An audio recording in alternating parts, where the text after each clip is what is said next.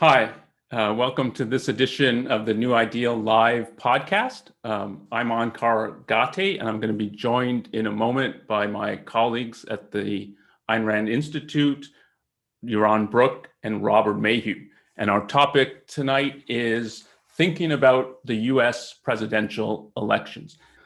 Thanks for joining.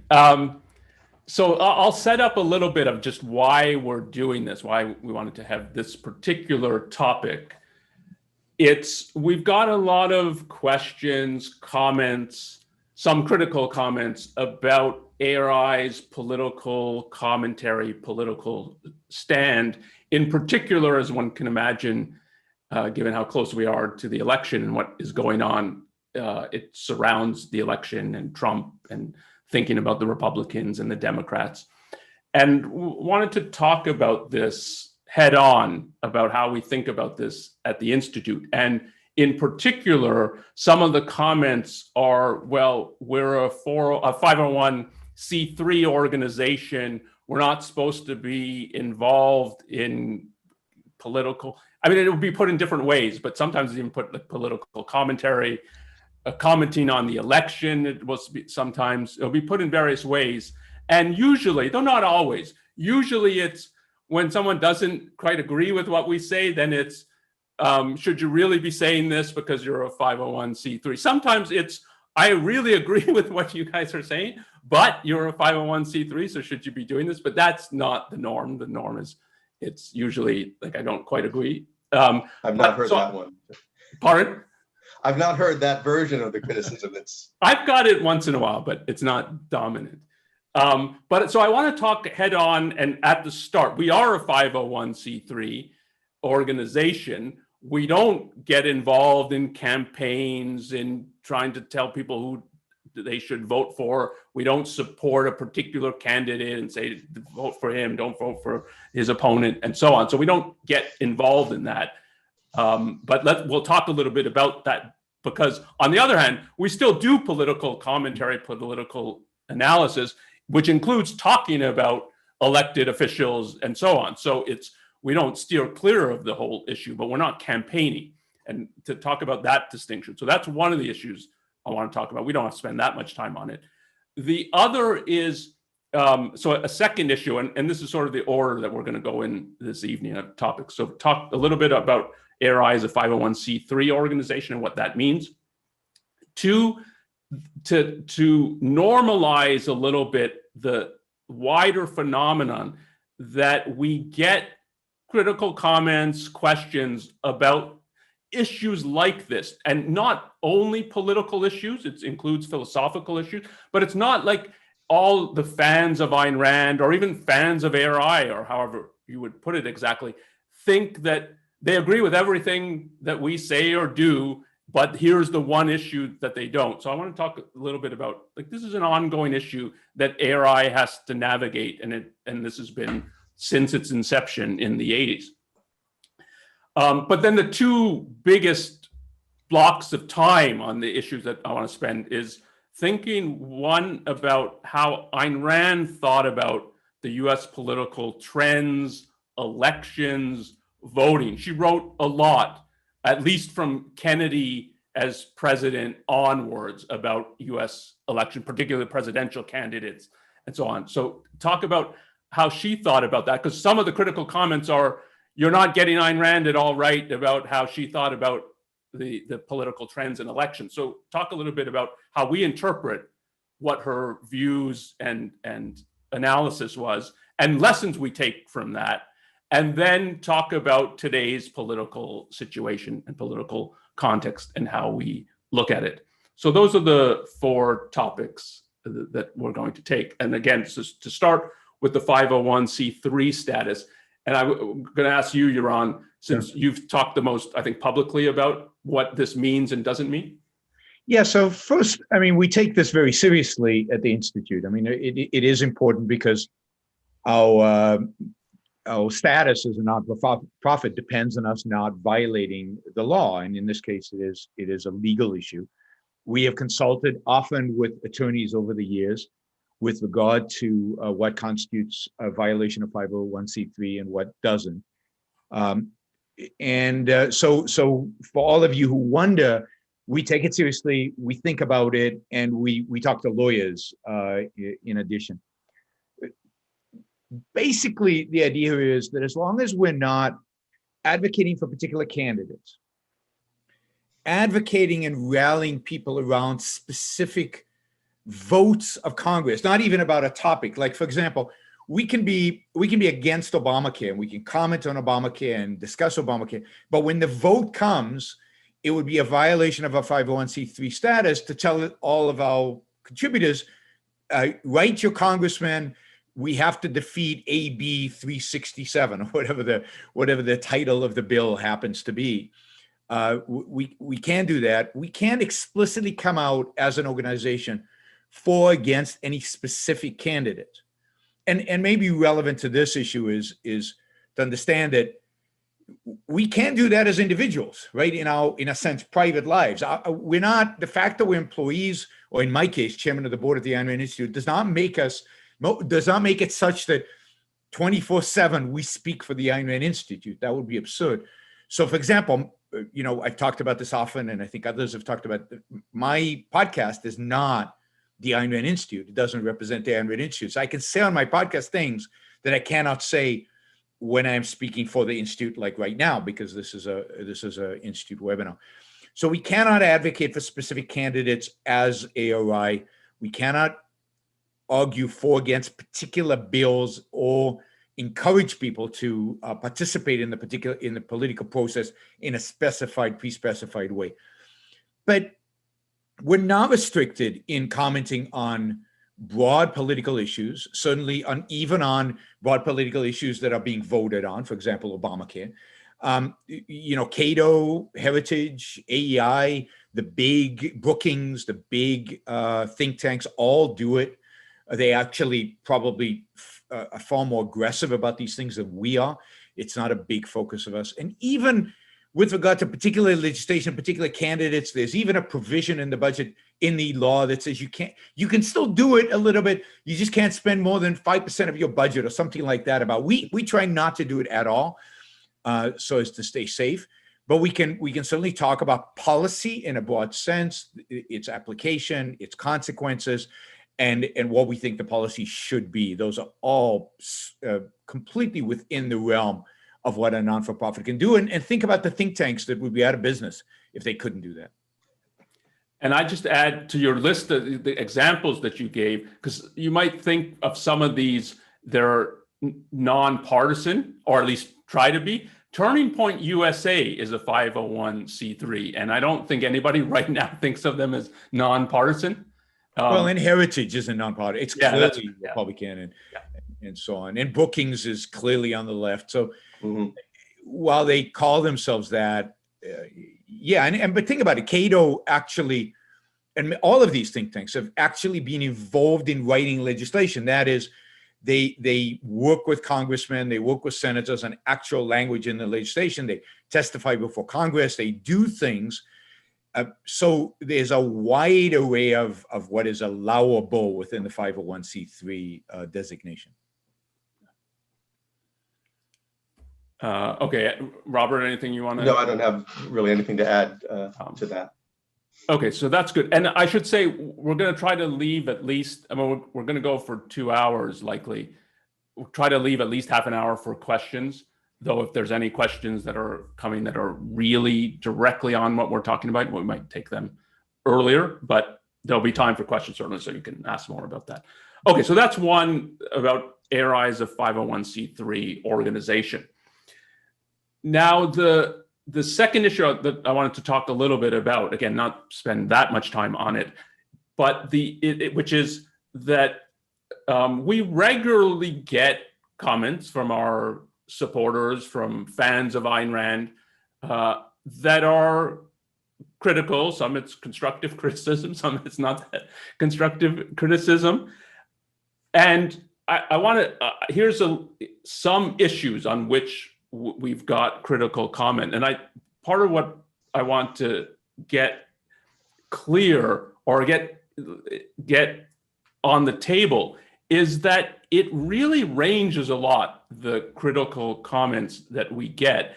as I say, they're often intertwined with political issues, but not always. And I think there's a tendency for when we get critical comments to think the sort of the fans and to think everybody probably agrees with the criticism, but often we get criticisms that pull in different directions. So even on Trump, we get people who, you're too hard on Trump, you don't understand Trump, but we get people, and more than one, who's, you're not aggressive enough in criticizing Trump, and he's like, this guy's a total disaster, and you should have weekly commentary on this, and you only have a few things, and and that's almost on every issue.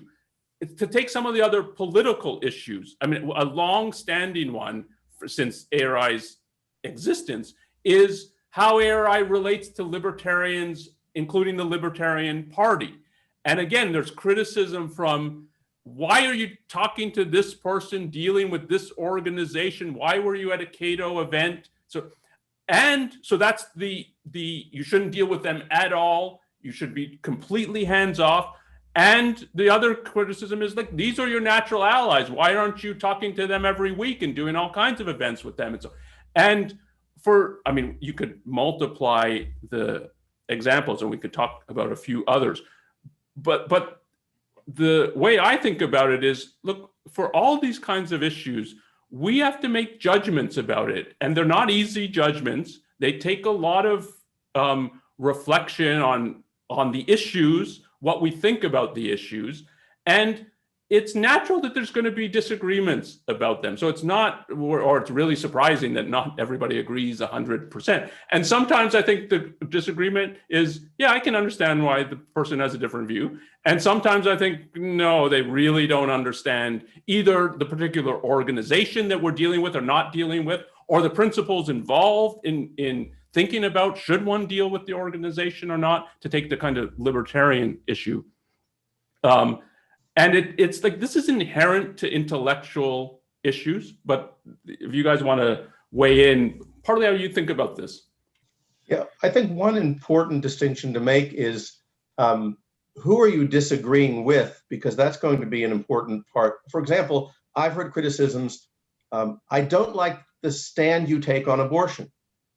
Well, that's not a disagreement with our interpretation or application of Ayn Rand. It's, you disagree with Ayn Rand on that point, and then you can't expect ARI, which is doing its best to understand and teach and have commentary that's up to date, but is applying her principles, to abandon that. It's not going to happen. So a lot of the issues I think are really, some of them are quite difficult. Libertarianism has evolved in certain ways. Should we deal with this organization or that? What about the party? But dealing with David Kelly's, or to me, that's a no-brainer. I mean, there's going to be not all disagreements are going to be the same. But I think that one of the first things and this is going to apply to evaluating elections too, is who exactly are you disagreeing? And if you're disagreeing with Ayn Rand, that has to be articulated in your disagreement, I think.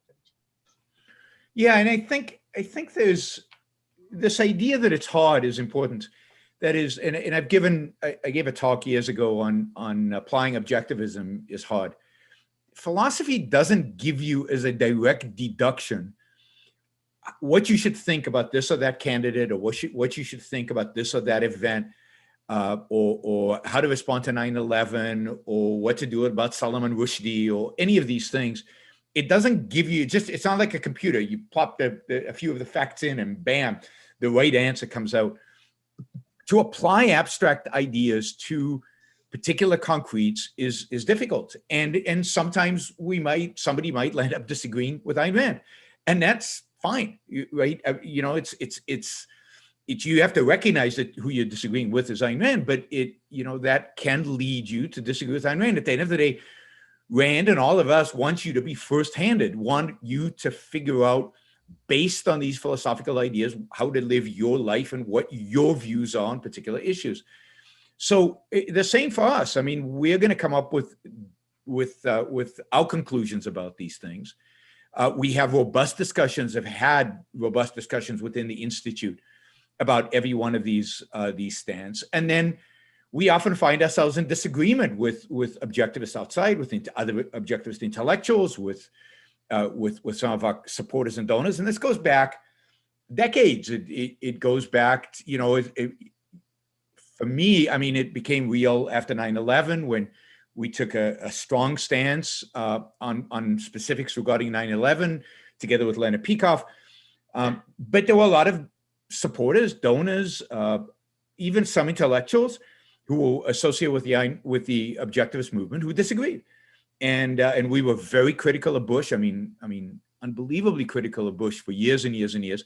And many supporters of the Ayn Rand Institute were in disagreement with us. They were supportive of Bush. And then even within the board, there were, I remember I gave a talk 2004 or 5. And at the end of the talk, I basically said, if we're not going to fight the war in Iraq properly, we should get up. We should just leave Iraq. And Peter Schwartz ran up to me right afterwards and like, how could you say that? That's, and we disagreed, and it's natural because these are complicated issues. They are, and it's not like we are in a position of making decisions about them. But we, there's going to be robust disagreement about the particulars. Now, as I think Robert said, there's certain issues where it's if you're an objectivist, then it's inappropriate to disagree. Or if you disagree, then you have to understand that you're disagreeing with objectivism. And this relates to the Kelly issue, right?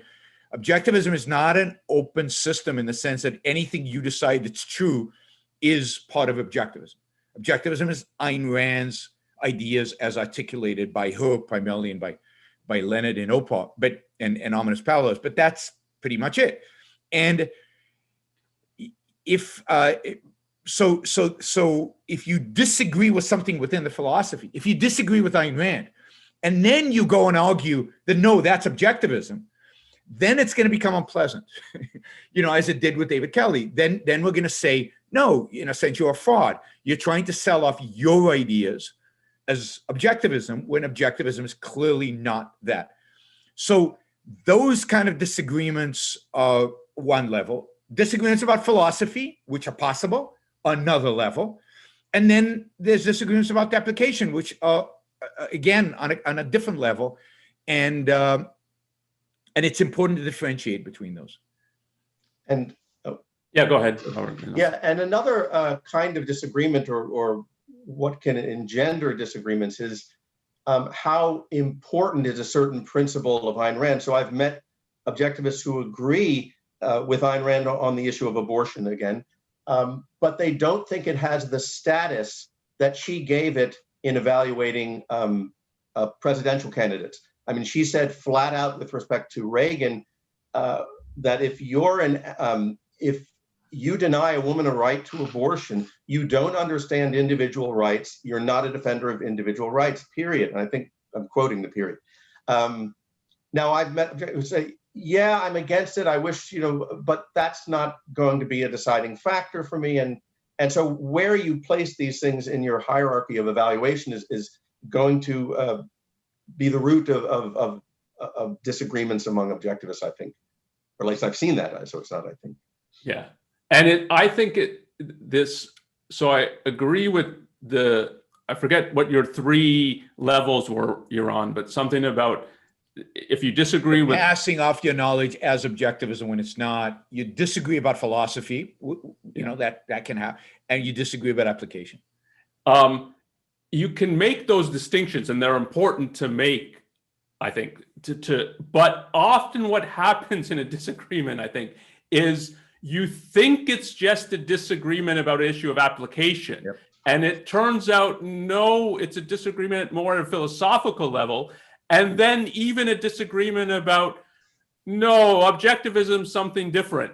And for the Institute, it matters where we think the disagreement lies. So David Kelly, you put it that we view it as a fraud, but at one level you can think it was a disagreement about an issue of application about libertarians and who should you deal with.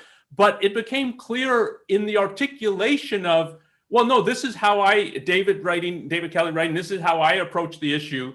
And Leonard writing, well, yeah, but this is what objectivism says, that it wasn't just in disagreement at the issue of application. It was a philosophical disagreement. And then it even became, no, objectivism's open. You can add to it and even rewrite it, modify it. And the perspective, no, it's objectivism is the name, a proper name of her philosophy. So that's when it becomes fraudulent, when you're trying to pass off your philosophical views as Ayn Rand's. There's something fraudulent about that.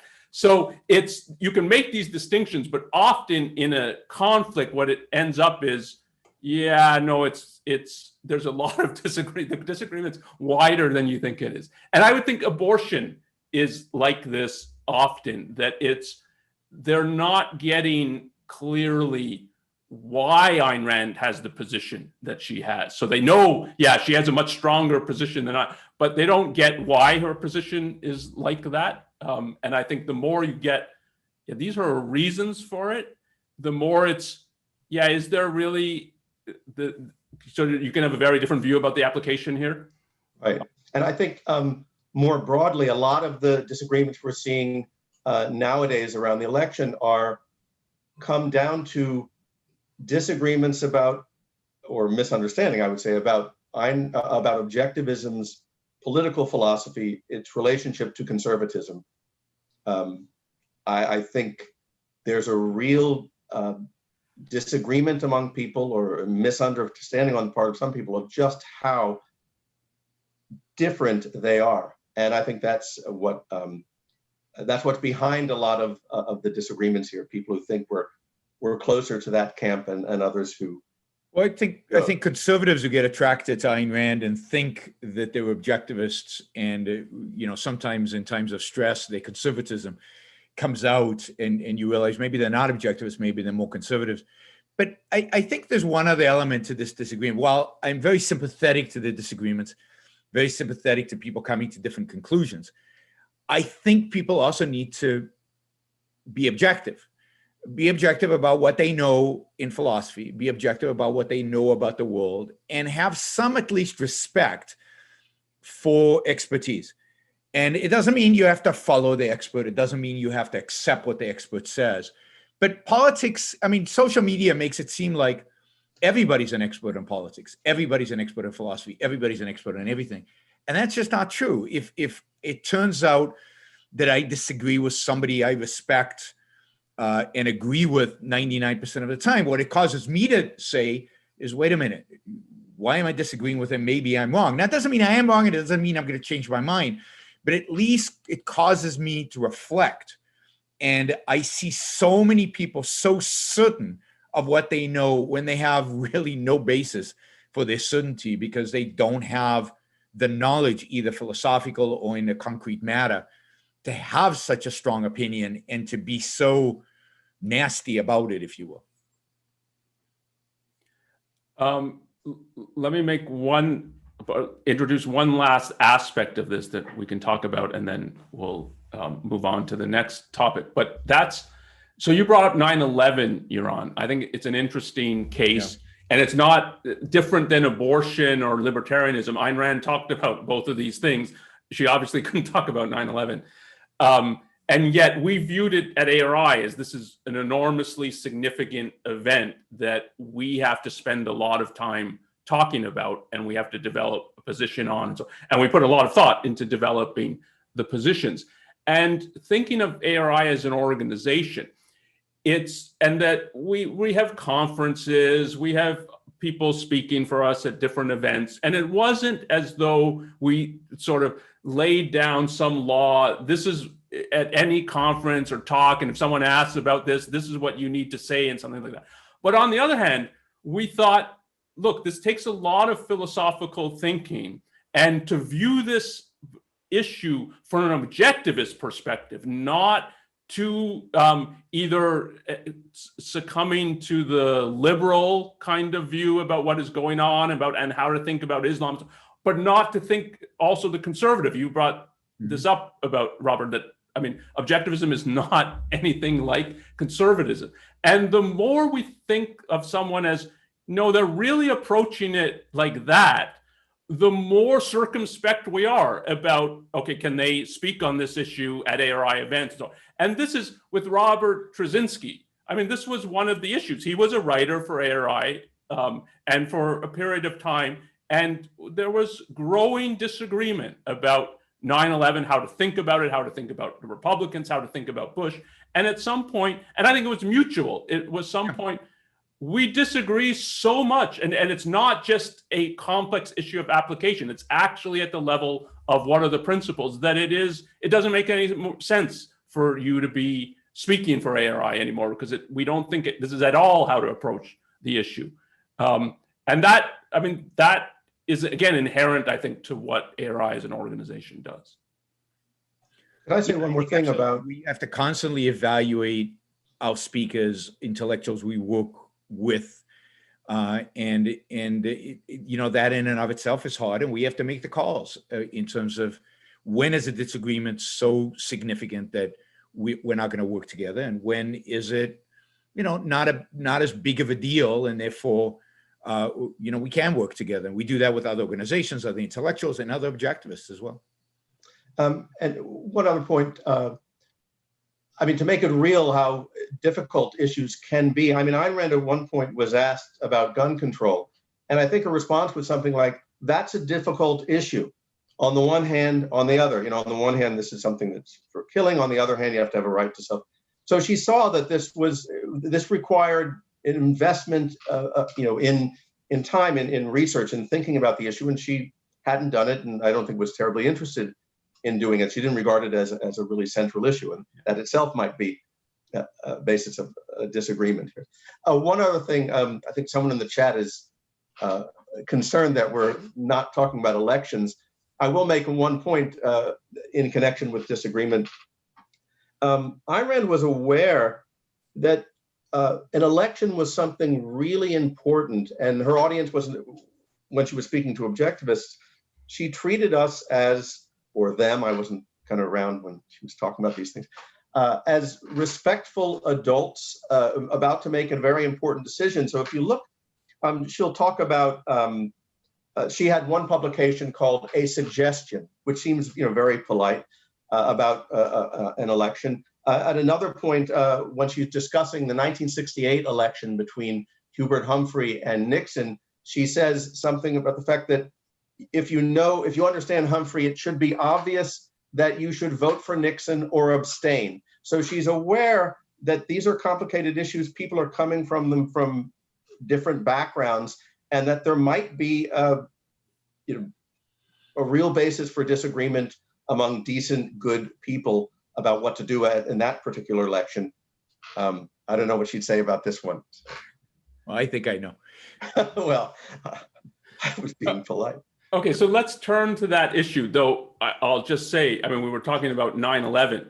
If you don't think your analysis of 9/11 should impact how you think about the elections from 2004 to 2008, and so this is part of what should go into thinking about the candidates who actually represents my view or part of my view and so on. But let's turn now directly to the issue of the way that each of us interpret Ayn Rand's thinking about the elections. As I said at the outset, she spent a lot of time writing about the issues, at least from Kennedy on, thinking about the administrations, thinking about elections, and their meaning for the direction of the culture. So she didn't think they were the cause of the direction, but they tell you something, and they can be a contributory cause. So let's turn to that, and then the last issue is then to bring it up to the present and how we think about it. But I think it's worth spending some time on how we interpret Ayn Rand's approach to these issues. One thing I'd like to mention, only because I've been surprised at how little discussion there is about abstaining from voting. And and my approach, and since I've abstained on presidential elections more than I've done anything else, I've taken it very seriously. And I gave a lot of thought when I heard her give the Q&A, and it's published as well in one of the later works where she talks about that abstaining from voting is itself a kind of voting. You're choosing none of the above, and she speaks of the principle of that there are limits to the lesser of two evils. Yeah. And that there has to be something positive there, even if it is an evil, right? There has to be something positive, something of value. And if you don't have that, you ought not to vote. And I never see it, or I rarely have. And so I usually abstain in presidential elections, and I will this time. I don't know if I'm giving anything away. But that's, I think, something that people ought to seriously consider. I mean, I've seen discussions, well, I don't know if I can vote for either of these two. Maybe I'll vote for the Libertarian, or maybe this. Yeah, this is a possible, this is one that you ought to consider. And part of the reason is that for me, it's almost an aesthetic choice or a sanction issue. I could not see myself doing a calculus and figure, okay, I'd rather this guy win. I mean, I have a preference for who I'd like to see win, but I couldn't for the life of me vote for someone, because it's a stamp of approval, even if it's a very, the impression is very slight. And so, and I think that's something that people need to consider more, at least in my discussions with people. Yeah, I mean, I think I agree completely with that. But if we go back to Ayn Rand and her commentary, I mean, she writes a lot about presidents and about what they're doing and what it represents and what it signifies, both about them and the philosophy that animates them, or the lack of one, and about the culture which tolerates what they're doing and where this would help, where this will lead to. She also talks a lot about the long-term consequences of both presidential actions and the outcomes of particular elections. So she's always thinking about down the road. And in particular, if you think about Reagan and you think about her opposition to voting for Reagan, particularly in 1980, when it was a clear choice between him and Jimmy Carter. I mean, that should be pretty simple, right? But she sees the long-term consequences, and I think we're actually living them right now. The long-term consequences of Reagan winning. And the long-term consequences in that case were bringing the moral majority, bringing religion, bringing evangelical Christianity into the heart of the Republican Party and allowing it to define who the Republican Party is. And then she's saying, if that's the Republican Party, then that's destroyed that party, and we know where the Democrats are, so it leaves nothing, right? And so the only hope to save the Republican Party, in a sense, is to reject Ronald Reagan, to reject, and by doing that, reject the religious right. So she's always thinking ahead. She's thinking strategically, what's the result going to be, culturally, for the country and for the politics of it. So she's constantly, Onkar's right. Politics is shaped by the culture, but she recognized that politics also shapes the culture. And I think we could definitely talk about how Donald Trump in particular has shaped the culture, or even how Obama shaped the culture to make Donald Trump possible. But there's definitely it goes in both directions. It's not just one way. And she was worried about that very early on. There's a letter to Barry Goldwater from 1960 where she says something like, what the communists have done to the liberals, the religionists, and I think she even uses an odd expression like the professional religionists, are doing to the conservatives. And I take that to mean bringing them in a bad direction, kind of the logical consequences of them. And that was 1960. She was trying to make Goldwater better. And she saw what was going to happen, or what could happen if it wasn't resisted. And she got Reagan. I mean, in a way, well, she had to live through that. Yeah, so I think it's worth talking more about how she thought about both the Democratic Party and the Republican Party over time. It's worth saying on the conservatism issue, I mean, her major article on this, Conservatism, an Obituary, brings this up explicitly, that tying the supposed advocacy of some element of freedom, of individual rights and capitalism, tying it to faith and to religion is worse than saying nothing. So, and this is often in her writings, that a bad argument is worse than saying nothing because it makes it seem like reason's on the other side. So if all you have to say for freedom and capitalism is, well, it's in the Bible or some variant of that, then it's, we want to go by reason and science. So I guess we need some other system if that's what we're going to do. And it strengthens the opposing and evil side. And I think that is, she comments about that often, and not just sort of the dynamic between Republicans and Democrats, but this of defenders of freedom. I mean, she was really, really critical of John Stuart Mill.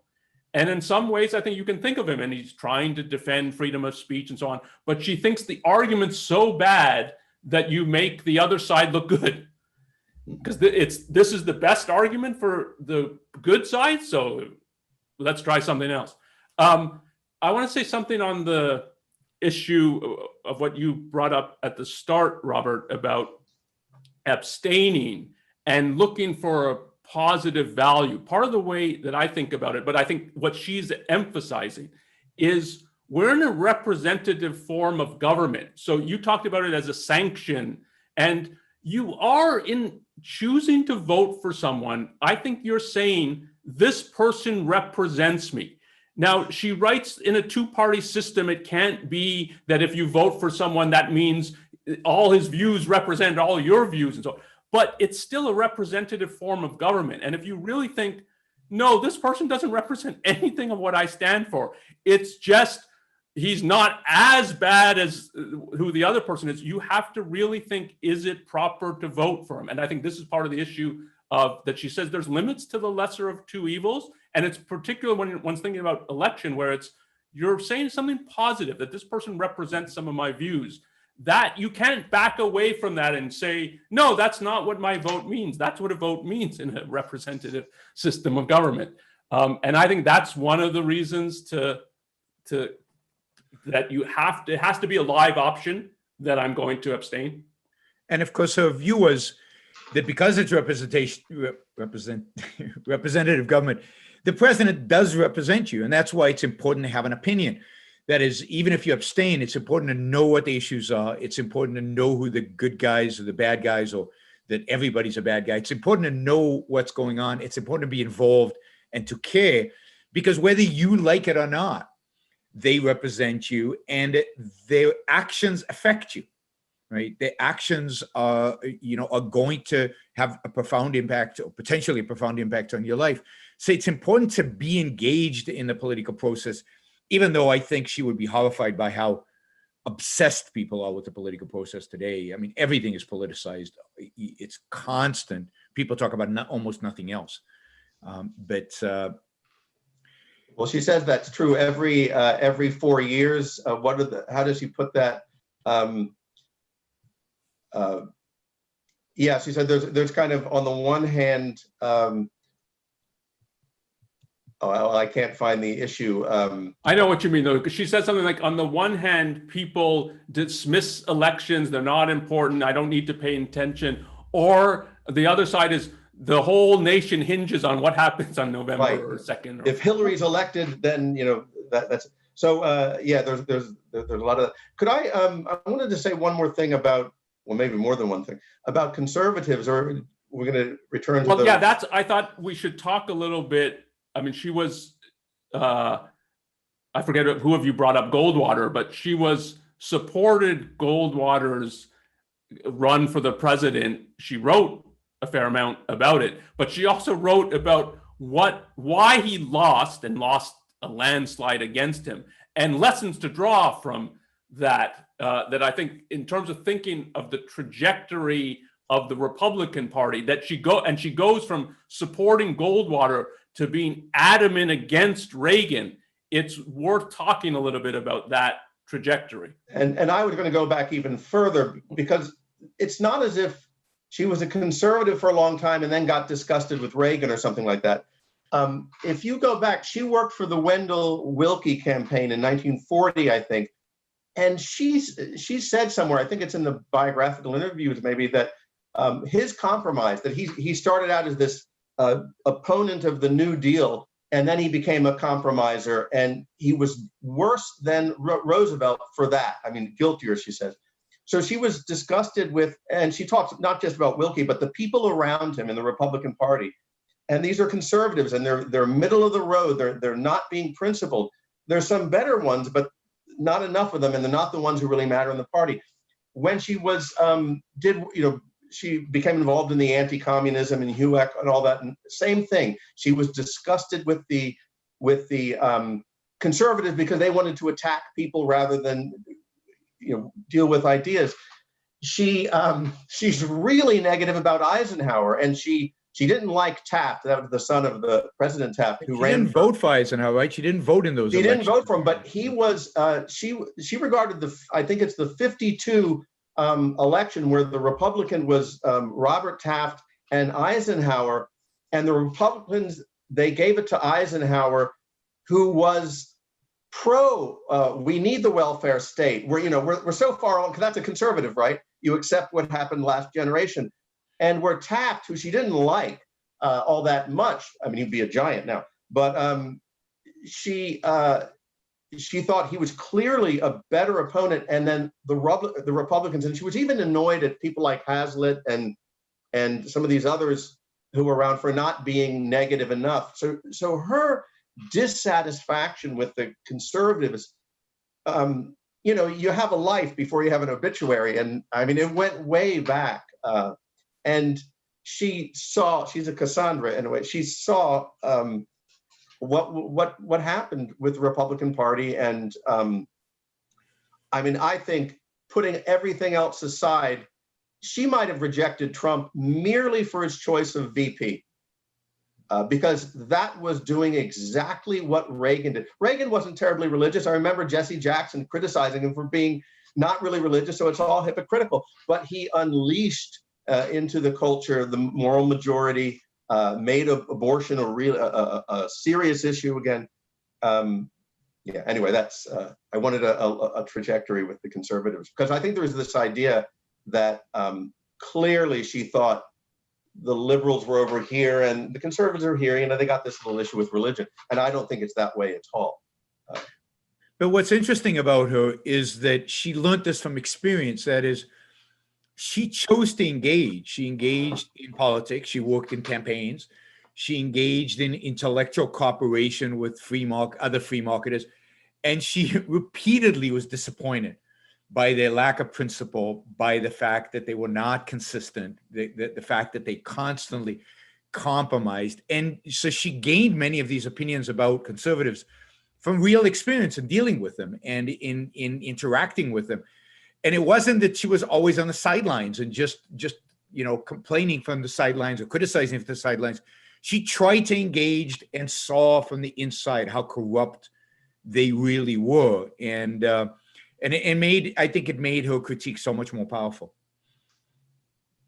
Let's talk a little bit about the Goldwater, that she thought that he's someone who's articulating principles that are pro-freedom, pro-capitalism. She doesn't think that he's an advocate of laissez-faire capitalism, but as on the political scene of the 60s, that he was unusual in that he seemed principled. She was very cautious even early on about, can you really have a campaign like this where you simultaneously have to campaign and educate the public about what these principles actually mean? So it's very difficult. It's not clear Goldwater is up to the task. But even with all those caveats, she was disappointed, to say the least, in Goldwater. And one of her comments about it is that he had this chance where he could talk to the country about some crucial issues and frame them as matters of principle, and that the campaign disintegrated into he has nothing to say. And that was one of he had literally nothing to say, is sort of shop-worn, hackneyed, I don't know what the right adjective is, but it's sort of the precursor of bringing in, oh, it's all about family, and that's all you need is love. It's so unintellectual. But that's so typical of conservatives. They can quote the Constitution. They can even, the better ones can even talk about individual rights without defining them, without really explaining them. They can say they're pro-capitalism.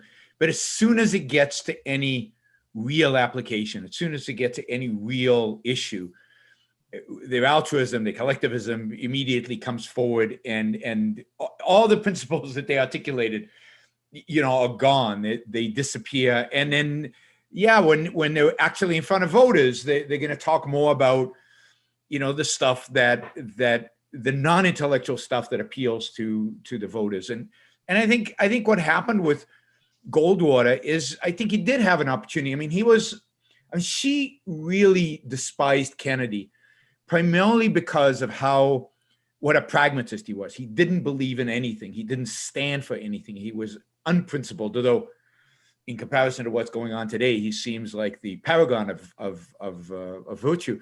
But I mean, she calls him out. I mean, she argues that he's leading the country towards fascism, I mean, again, if you compare to anything today, and you think she just sit by and when you were so negative on Kennedy, and then by contrast, here's Goldwater, who at least says in parts of his speech as principled things that are consistent with America. It was night and day in many respects, and you can understand why she was enthusiastic. But she also was cautious because she knew religion was in the background. She knew that, yes, that when he's pushed, he immediately reverts to these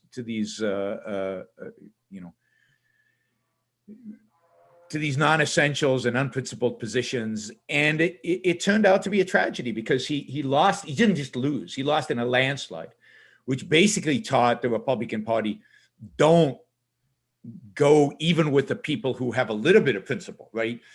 Go with a complete pragmatist. And it's not an accident at all that the next candidate the Republicans put up is Nixon, the ultimate Republican pragmatist. Principles don't matter. Principles don't count. And I think that was the beginning of the end. And I think she viewed it as the beginning of the end of whatever good there was in the Republican Party was gone after that. Whatever good there might have been in conservatism was gone after that. Have you ever seen the map of what states went with Goldwater? It's Arizona, his own state, and then the South. And she once referred to the Republican National Committee or the Republican handlers as an evil that we can't seem to shake or something like that. Because I think that might have been in connection with Ford becoming just a non-entity against Carter and losing. But what they picked up from, I think Onkar has talked about this in the lecture, right, where it was the Southern Christians. And so some bright Republican got the idea, this is how we win elections. We get the Christian vote. And they didn't get in, well, 68 wasn't really an issue, but after, once Reagan came along in 76, it was big. Well, let's talk a little bit about so we've been talking more on the Republican side, though, Yaron, you brought up Kennedy and that she was very negative of Kennedy, that she, as you said, she saw him as this is burgeoning fascism. And it's that he's anti-ideology, that he's trying to put an end to ideological debate in the country. And I think this is also that the failing of Goldwater is that he could raise ideological issues, and it seemed like he was, and then he completely retreated from that. Yep. So now it's both sides are anti-ideology in a certain way, or have given up at least on ideology. I mean, she was critical of LBJ, and then she's critical of Nixon, but in the Nixon-McGovern election, she says McGovern is so bad, and so bad here means he's a representative of the new left. He's the candidate they want. This is his source of power, of any moral fervor behind his campaign. This is it. And that it's the first explicit time that statism as statism, like give government incredible power, expropriate wealth, comes on sort of the political platform. And she thinks in that context, she said, yeah, no, Nixon's really bad, but this was a case of, given how bad or how evil the alternative is, you have to vote for Nixon. And she came out that you should vote for Nixon. But I think this is important because in terms of the trajectory into when you get to Reagan and her attitude towards Reagan, I think it's important to get that this is what she thought about McGovern, and that she was, I mean, you guys can talk about this a little more. She was very positive that McGovern lost in a landslide, that it was a landslide against him. And she starts using the term swing to the right. And I think she thinks there's a tremendous opportunity that Reagan completely betrays. But we can talk about that second amount. But let's talk a little bit about the McGovern-Nixon. But it's even the case that the McGovern loss swung the Democratic Party to the right. And I think that's important. And it's why she could, in a sense, afford not to vote for Reagan, because as bad as Jimmy Carter was, he wasn't a representative of the New Left. He wasn't an all-out statist in a sense that McGovern was. She might have been pro-Reagan if I don't know this, if it was against McGovern, if it was against a McGovern-like candidate. She actually said that. Wasn't. She actually said that the only reason you could vote for Reagan is if the Democrats run someone like McGovern against him. And they didn't. And the reason they didn't, I almost said Clinton, because Clinton's the same kind of candidate. It's because the Democratic Party swung to the right after McGovern. His defeat in a landslide actually changed the dynamics within the Democratic Party, and Jimmy Carter, and later on Bill Clinton, and I'd say to this day the presidential candidates that the Democratic Party has put forward, I can't think of anyone who really represented the kind of the McGovern winning of the Democratic Party. None of them, including Biden, is a new left. They're all marginally more statist every round, but that's just the direction of history. But none of them are the completely far left, what she considered the far left and the new left that McGovern represented, which she thought would unquestionably destroy this country. And you could bring it to date and you can say, yeah, you can see McGovern-like elements within the Democratic Party. They're pretty strong. They're probably, they're pretty strong today. It's surprising it's their candidate who is not representing the Democratic Party right now, but they are strong. But they still haven't taken over that party any more than they did in '72, and they haven't since. So that defeat of McGovern and arguing for, turns out to be, really, really important in, I think, the modern history of the United States. I think it was crucial for the preservation of this country, whatever elements of freedom that we have, and she was right on the money, as she almost always was. I think, and it's important, I think, to go back to '68, and which was in a way the Democratic convention in Chicago. That was a big event where you had the hippies, the protests. You had this movement, the New Left, with the Black Panthers and all of these elements, and they had people in the party that supported them. And I think the younger people were hoping that they would become the candidate, of the Democratic Party. What they got was Hubert Humphrey, which is the Biden of the time. I think he's the analog of Biden because he was a milquetoast nothing, a cipher, a non-entity, and he puts his foot in his mouth every time he spoke. Whereas 72, that's what they got. This was the culmination of the New Left, the student revolution, all that communist BS. To the extent that it could appear in America, they got McGovern, and McGovern won Massachusetts and DC. It was a real. She.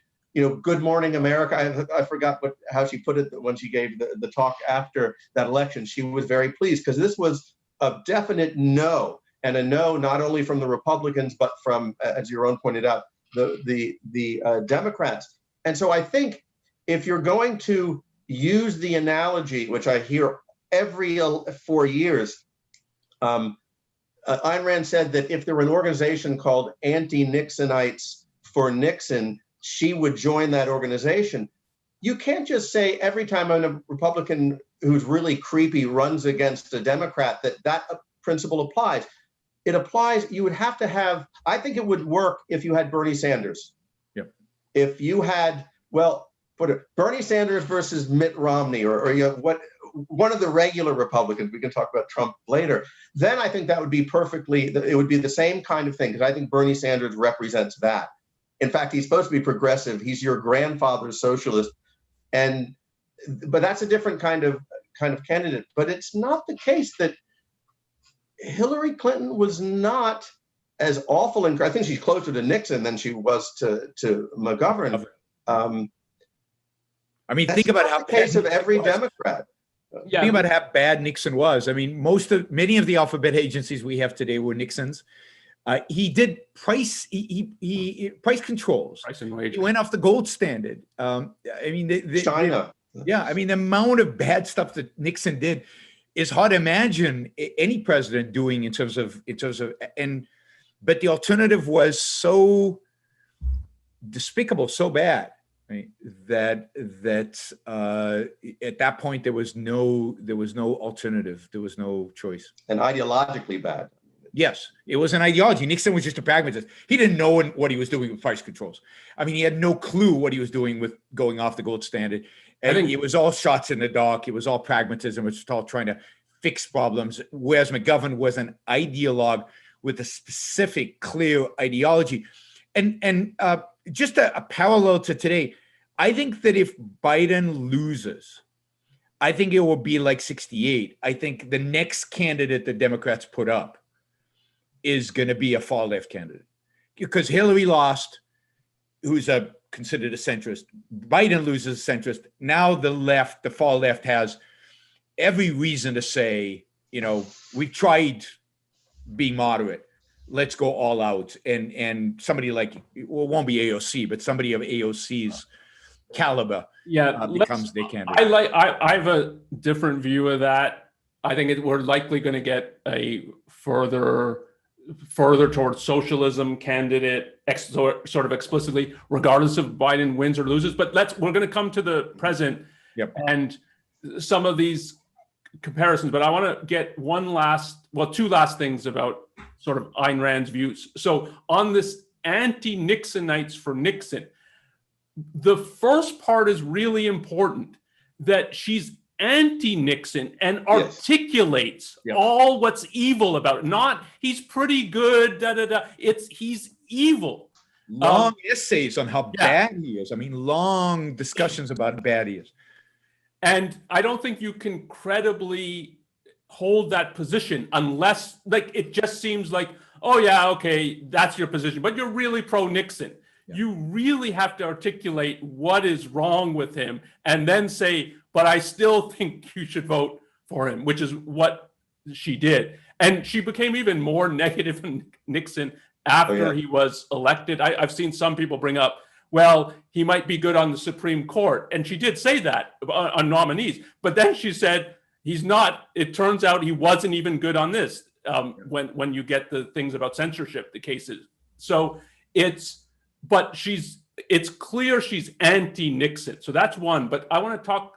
So the last thing in terms of thinking of the trajectory, I think so. It's with the landslide against McGovern and the rejection of the new left candidate, when it's presented as he's the representative of the new left, she thought that this puts the new left on the retreat. And the swing to the right in the country is a kind of the American spirit exerting itself. And if this is what the Democrats are about, and so we don't want this.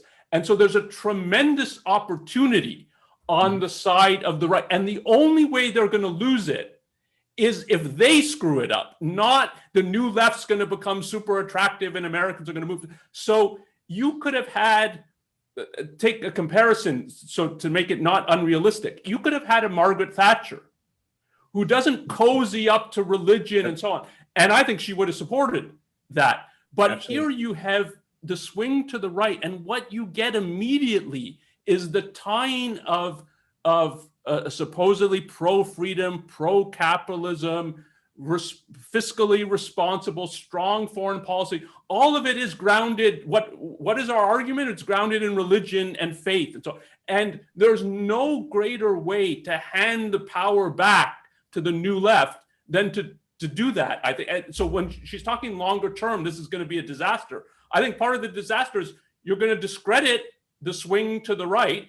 And then if you get a swing back to the left, don't be so surprised. Sort of the new left elements. And I think that's what we're living through now. It's when you think of Clinton, they're so on the defensive. They won't even use the term liberal. That's become bad. Yeah. And it's the era of big government is over and so on. And what revives it? It's the worse than bankruptcy on the right. So like Goldwater's bankrupt. He has nothing to say. Reagan has something to say, sort of at a philosophical level, and it's all bad. Yes, I mean, even though Goldwater attributes his defense of capitalism to religion, it's not central to his campaign at all. It's when he's forced to defend it, all he can do is go to religion. With Reagan, it is front and center. He is courting and clearly going after the new evangelical voters and trying to appease them and appeal to them and bring them in, not just to vote for him, but bring them into the Republican Party, to leadership positions, to a part of the institution. And that's what has this long-term effect. But yeah, I mean, she saw it. She saw it not just in terms of the right getting worse, but she saw it in terms of the resurrection of the left. Because to a large extent, the new left, seemingly at least, had disappeared, certainly as a political force, by the mid-1980s and into the 90s. And you saw that here. You saw that in the UK, right? The UK, you got the same thing. You had a swing to the right. The left became, in the Labour Party agenda in the 90s, they took out any reference to anything that might be perceived as Marxist, because they were so. And it's only the failure of the right, it's only the complete moral capitulation of the right that resurrected kind of socialist elements within the left in the UK and the new left in the United States. It's the right's fault that the left has become as dominant as it is, because the right has been so pathetic. And I think just so now sort of we're moving away from Rand's own views. She died in the early 80s, to thinking what's happened since then and to the present. But just sort of her warning that this is going to destroy the right. I think just in terms of presidential candidates, if you go from Reagan to Bush Sr. to Bush Jr. to got Bob Dole in the middle. Yeah, he doesn't win, but just of who, what, you go down. It's a straight downward path. And this is what she thought, I think, was going to happen.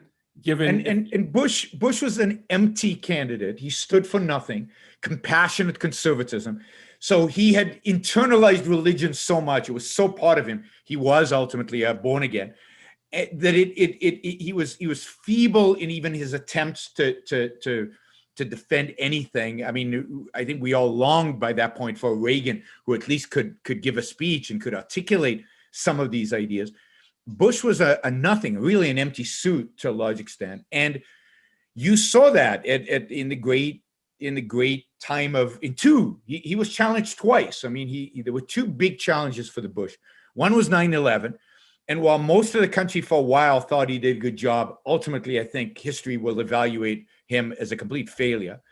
And the second was the financial crisis, which I think in some respect, he did more damage than even with 9/11, where it was a complete disaster. He was going to save capitalism by destroying, by regulating and controlling it and destroying it. And it completely opened the door to what we're seeing today politically, in terms of the dominance of the far left in American politics. I think Obama could have never become president if not for Bush's second term. When we talk about strategic voting, I did vote. My first vote ever in the United States, because I became a citizen in 2003. I actually voted for John Kerry in 2004 because I was so disgusted with Bush's response primarily to 9/11. And now I kind of have this fantasy of what would have happened if John Kerry would have won. And put aside the whole Iraq thing, which I think would have been blamed on him and it would have played out differently. But think of if John Kerry was president during the financial crisis. And it wouldn't have been so easily and straightforwardly blamed on the right and on capitalism and on Republicans and on everything like that. You would have never had Obama and you would have never had Trump. So I am happier with my vote in 2004 than I was when I did it then, looking back on kind of the scenarios or what if. Now, who knows what would have happened, but it at least seems like defeating Bush then would have saved us from a lot of trouble today. Sorry. Go ahead. Ayn Rand makes the point when she's discussing, she surprised a lot of people by coming out claiming that she was intending to vote for Patrick Moynihan, the Democratic senator from New York, against James Buckley, the conservative, the religious conservative. And one of the points she makes a lot of points. She raises the same principle about his being anti-abortion and what that implies. But she also mentions that if Moynihan screws things up, and we would kill for a Democrat like Moynihan, I think that is. If he screwed things up, it embarrasses the left, it embarrasses them. If Buckley screws things up, it's us. It's because we're tainted with their brush because these are allies. And in some sense, clearly, there are people on the right who've been allies, at least in the realm of economics and political philosophy. And that's something important to keep in mind. And I think it's what, Trump isn't doing us any favors as far as the is concerned. That's for sure. The reputation of whatever you could consider the right. Yeah, and there was arguments to be made about certainly not voting for Bush Senior, after Reagan, because again he was such milquetoast and he stood for nothing. And didn't Rand also say, look, that and I think that both parties basically stand for nothing. That is, that they have no identity in a sense, that it's just a mishmash of various forms of pragmatism with leaning in different directions. And the pragmatists have dominated these political parties. That it's been a long time since there were any principles in either one. And until the Democratic Party goes all socialist, and then there'll be some principles. She made a very fascinating philosophical dissection of the left and the right mid 70s, 75, perhaps, Censorship, Local and Express. I think that's where she makes that distinction, where she says the left and the right both advocate and I think this is an interesting thing to bring up to see to what extent they're both changing. The left and the right, they both accept the mind-body or soul-body dichotomy, and they each grant freedom to that side of the dichotomy that they don't value. So the left, they're mystics of muscle. They want to regulate the economy, regulate the material world, and you're free, academic freedom and free speech and all that stuff. And the conservatives are mystics of the spirit. They want to leave you free in the marketplace, but they want to control, no pornography, what you do with your body, abortion and things like that. And what's interesting to me is I think that was a brilliant description of she said, there's this apparent contradiction. The left claims to be pro-freedom in this area, but not that, and vice versa. But there is no soul-body dichotomy. There isn't, you can't keep them separate like that. And I think what you see is both the left and the right are getting worse in the area that they used to be. The left is worse than the right, certainly in academia where I reside, on the issue of freedom of expression. The left is really bad, and they're awful. And the right, who's the defending laissez-faire capitalism? No one. And they've come together. The perfect example of that, I think, is the media, the social media, what the left and the right, what the Republicans and the Democrats did to Facebook, Amazon, etc. Zuckerberg, when they had them, kind of, they were grilling them. It's descended something terrible. And I think, again, she's long regarded, she's had these serious criticisms of the right as well as the left. And no, you're absolutely right in terms of the mind-body dichotomy, because it doesn't exist. They can't sustain the separation, and they also can't sustain, mixtures don't sustain, right? They either go towards more authoritarianism or towards more freedom, and both political parties have gone towards more authoritarianism, and that is now reflected across the board and every issue. The response from both political parties is more authoritarian. And if you think of that dynamic, I mean, part of her analysis, I think, was they want to control the realm that they think of as metaphysically significant. But their major premise is, I want to control. Yep. And you can have freedom in this realm that doesn't matter. And to say there's no mind-body dichotomy is part of that is to say, or no soul-body dichotomy, she sometimes puts it like that too. To say that there's no dichotomy is that if you want to control this realm, you have to control the other realm too. And if you were pro-freedom, it would be, oh, really? But I want freedom of speech. And so maybe I should drop the controlling part. But if what's driving you is I want to control, then take it on the side of the Democrats against social media. It's, I want to control money, economic power. And if that means, oh, well, then I've got to violate freedom of speech and not, I'm going to do that because what's driving me is I want to control this. And same the other direction, that if you take a Ted Cruz and I want to control the spiritual and put religion back in, and if that means treating businessmen like, well, maybe they don't have freedom and maybe they're the enemy. Yeah, okay, because I want to control this. And if what's driving you is the control, then it's when the contradiction becomes apparent, you're going to resolve it in a certain way. And I think part of what we're seeing is, they resolve it into, I guess we have to control everything.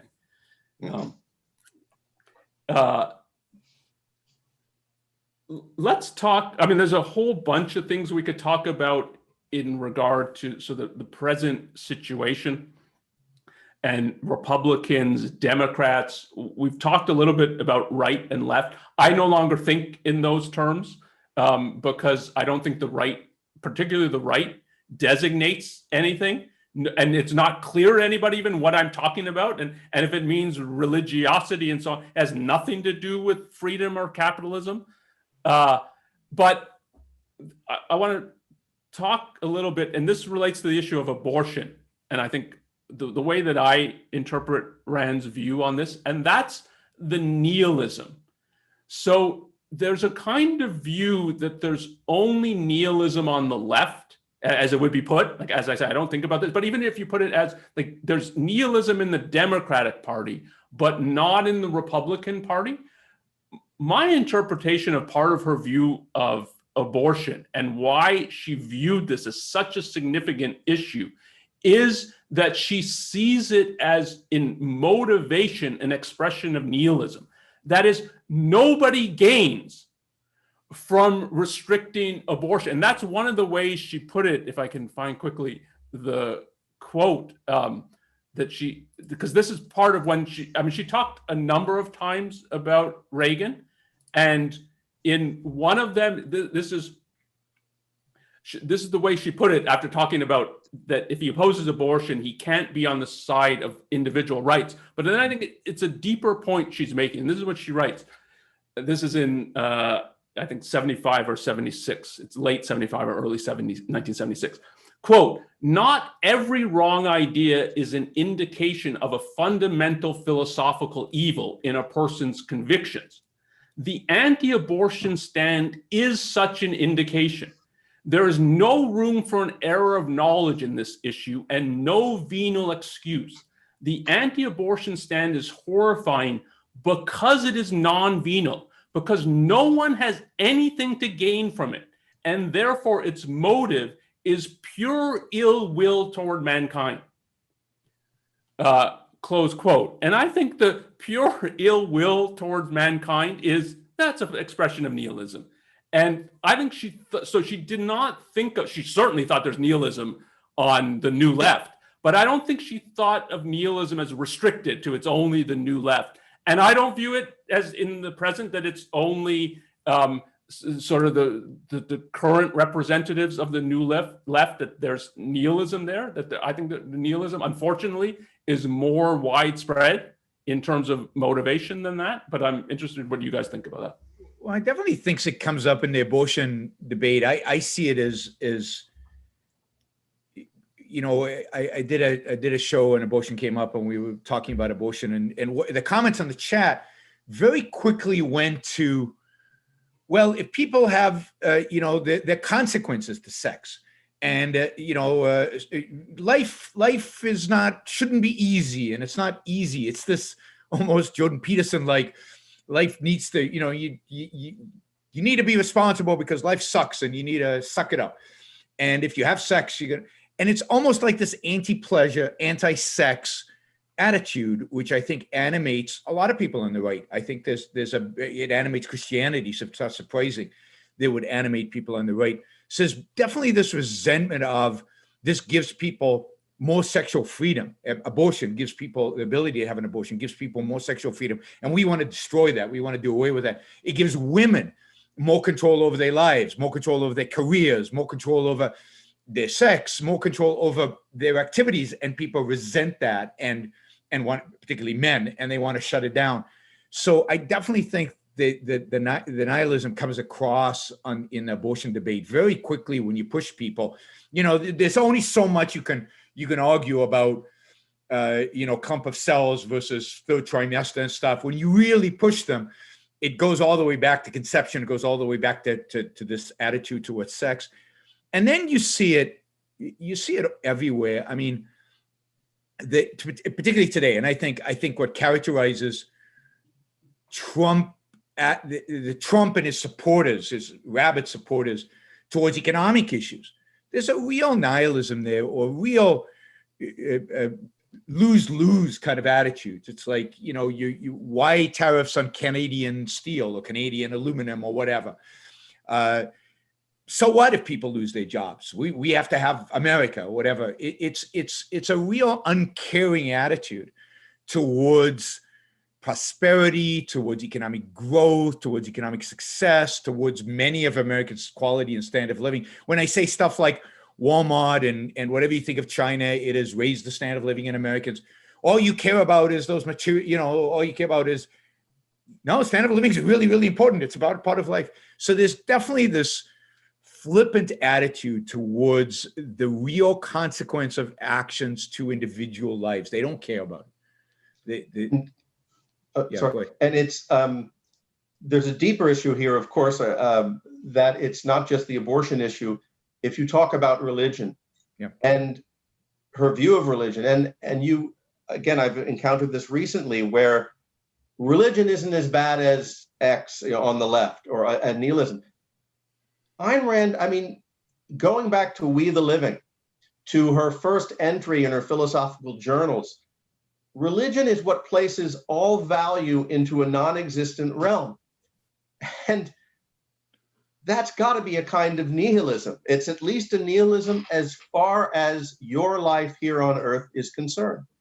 And that's why, I mean, Kira puts it in those terms of, you know, I ask people if they believe in God, because if they say they believe in God, I know they don't believe in life. Well, that's nothing more nihilistic than that. Yeah. Yeah, it's just the form, since it's such a structure, a hierarchy of beliefs, of values, of, you know, they definitely have a moral code, but that is a veneer that's become really, really thin in the 21st century.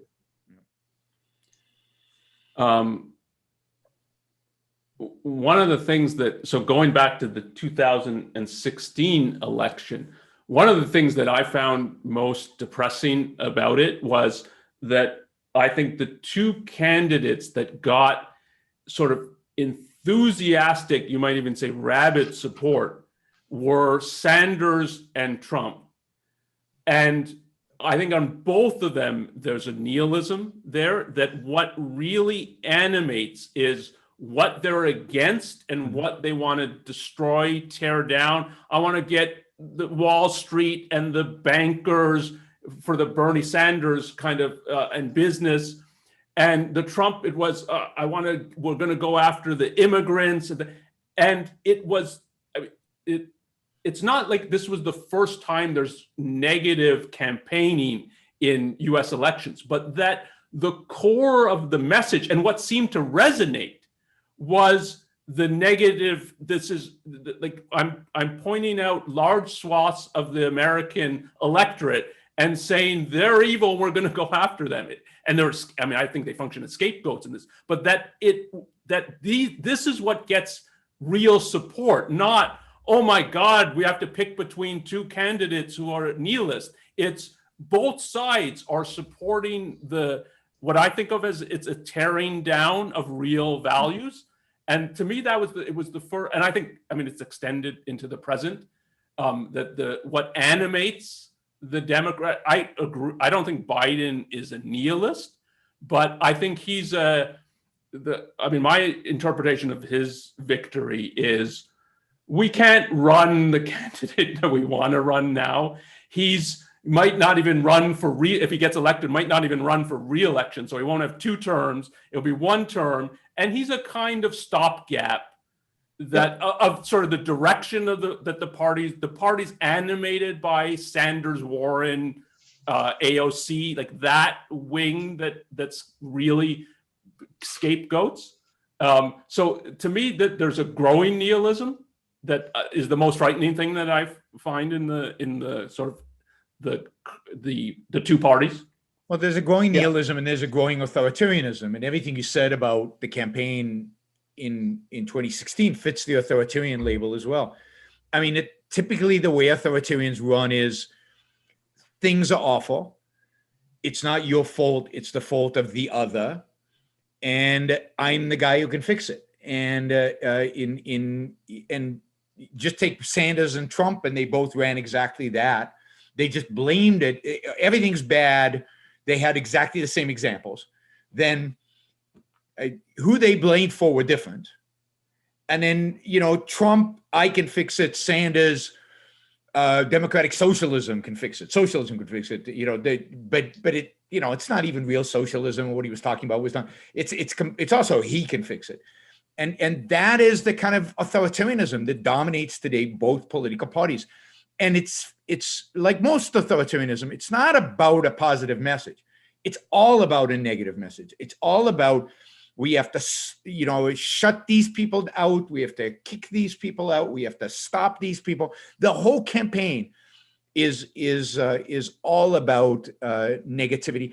And I agree with you on the Democratic Party to some extent. I do think that if they know that if they nominated somebody like AOC, they couldn't win. So people who vote Democratic are not way out there on the left. They're not the nihilists. But the committed Democrats are nihilists. So they have to have a Biden who's basically just a pragmatist. He's a centrist. He stands for nothing. But he is at least he's electable in the sense that the American people I still believe that McGovern would lose today, right? I still think that the country would not accept socialism. But what I think Trump's election has proven, and this is why Sanders was never elected, what I think what Trump's election proved is they will accept that authoritarian mindset. They will accept the control. They will accept the kind of mindlessness and nihilism from the right, even if they won't accept it from the left. And that's what scares me about Trump and the whole Trump phenomena is that people buy into it and people embrace it and accept it. There's a difference in the nihilisms in the sense that Sanders does have an ideology and Trump doesn't have it. He has no ideas. I don't even think he's a racist. I think he's in the sense that he holds ideas that you could counter. I think he's happy to push those buttons if it'll help him get elected, or say the opposite. But I think there will be a socialist candidate eventually if we don't get some serious opposition, and partly because of the universities. The ideas are so bad, and there is no representative of Trump or any kind of ideas of that sort that are teaching in humanities departments, or but I don't. So I'm not comfortable about Biden. I agree. I think he's this placeholder, and I'm going to agree for the first time in my life with Noam Chomsky. Noam Chomsky has endorsed Biden, and he says, "This is a Salon interview. Your support for Biden is more than merely grudging. You actually seem to think that the platform is surprisingly good, given who he is and given where we are." And Chomsky agrees with that and adds, "This is not support for Biden. It's support for the activists who have been at work constantly, blah, blah, blah." And then he talks about Sanders. And he said, "If you'd asked me 10 years ago whether someone like Bernie Sanders could be the most popular political figure in the country, I would have said you're out of your mind. But in fact, it happened in 2016. And, in effect, we have to run with it." And if you look at his, what are these called? These unity task forces that Biden, because the Democratic Party wanted to show unity between Biden and Sanders. Every one of the six of them, immigration and climate change and employment, whatever it is, and they all have a Biden person. Like AOC, I think, was given the Sanders person. I don't regard, this is where I would disagree with some objectivists who I respect deeply. I don't think Biden represents a kind of Democrat that's a particular set of views that is in opposition to Sanders, and that's why I think it's a disaster. Now, I'm not agreeing with the people who claim that the left, the Democrats are all just one thing, socialist. I don't think that's the case either. But from the perspective of would I be willing to vote for Biden as a lesser of two evils, that's why I would say no. I don't think there's anything positive there. I think not being Trump isn't enough, and not being Trump or Sanders isn't enough for me. Let's talk a little bit. We'll turn to questions in a moment, but let's, maybe as a last point before we turn to questions, so we've talked longer term about the destruction of the Republican Party, and particularly from McGovern, and there's a swing to the right, and you get Reagan, and then a disintegration of it. But as we talked about, Rand thought this is exactly what Reagan's going to do.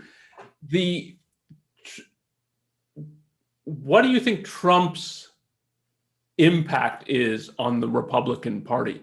And I'll just preface it a little bit.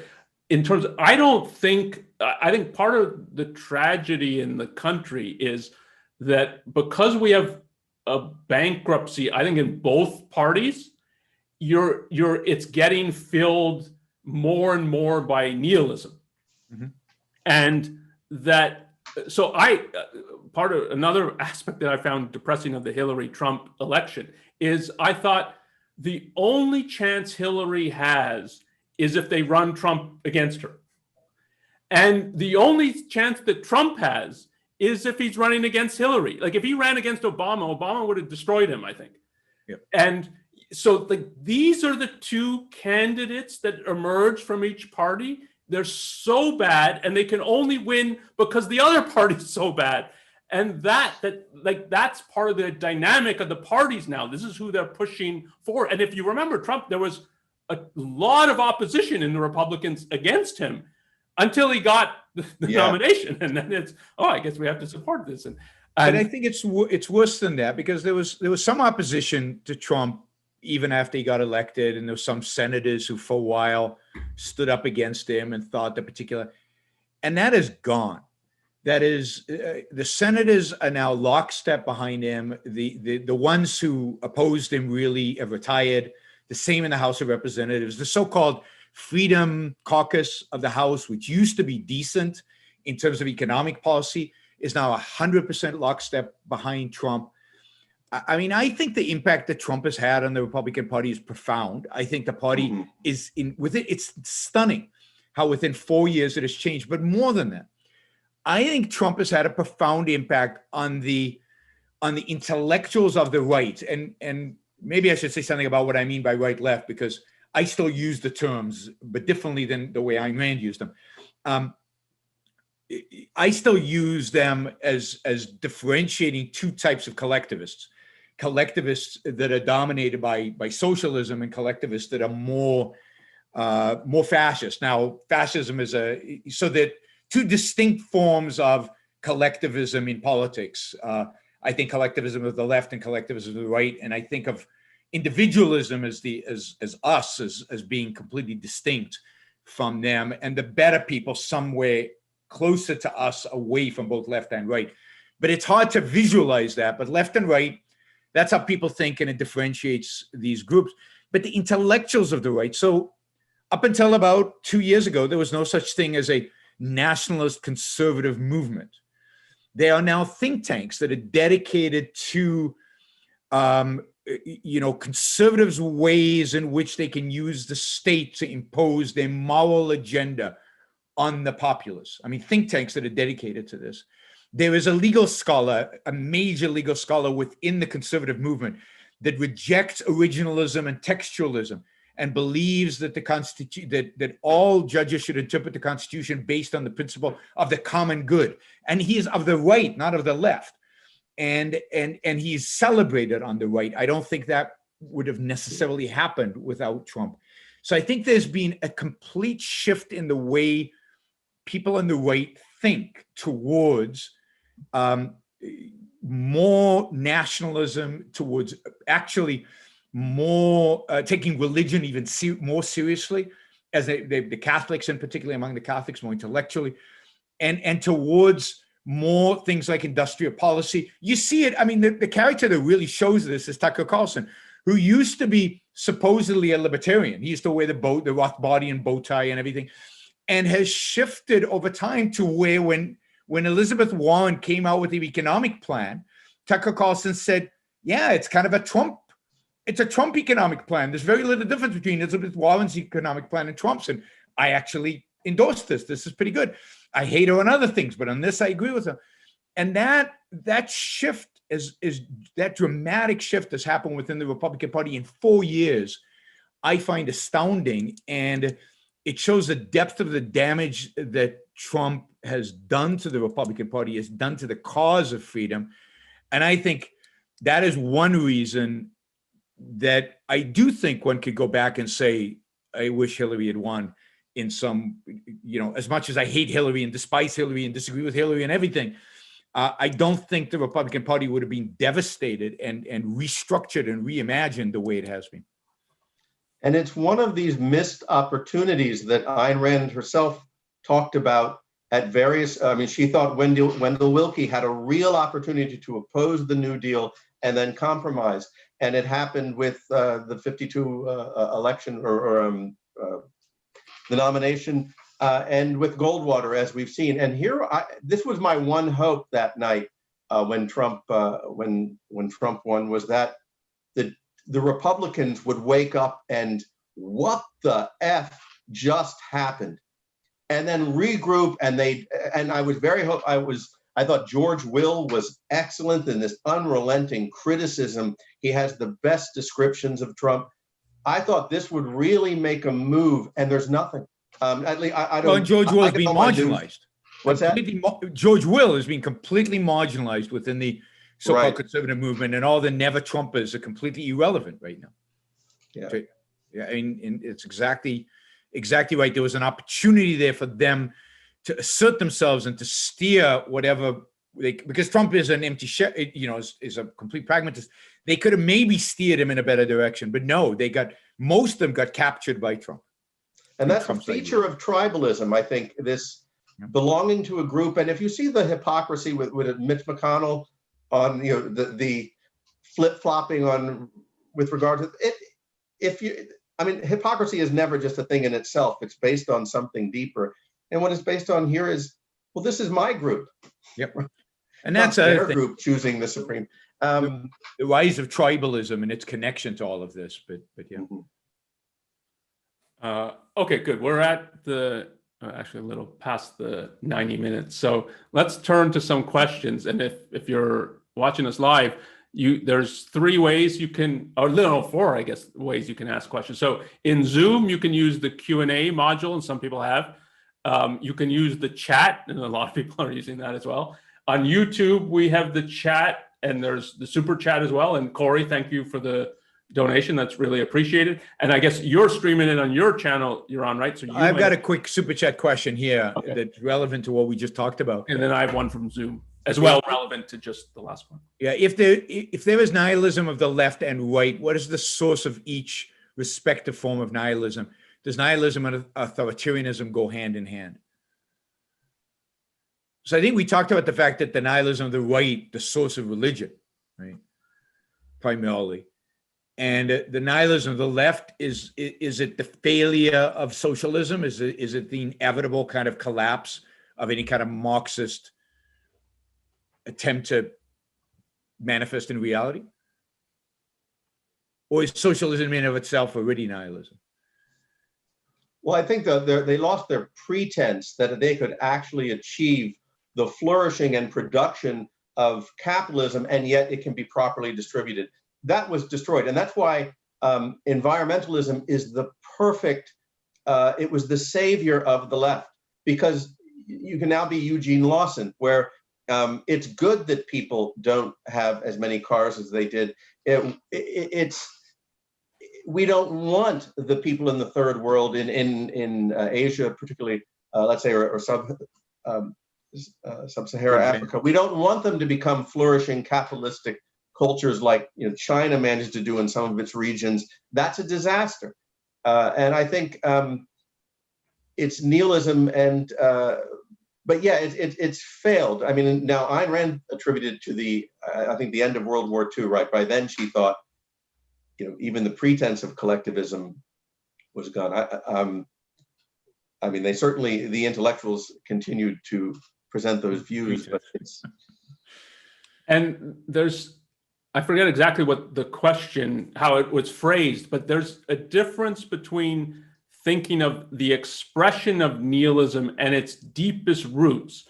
If you want to get its deepest roots, Ayn Rand has an essay, The Age of Envy, where she talks about how a mentality comes about that its orientation to values is not, this is something to go after, to seek, but this is something to destroy, to wipe out, and how that can develop versus what movements and so on give it expression. And I think what Robert, you were bringing up about the new left, they're faced with a contradiction.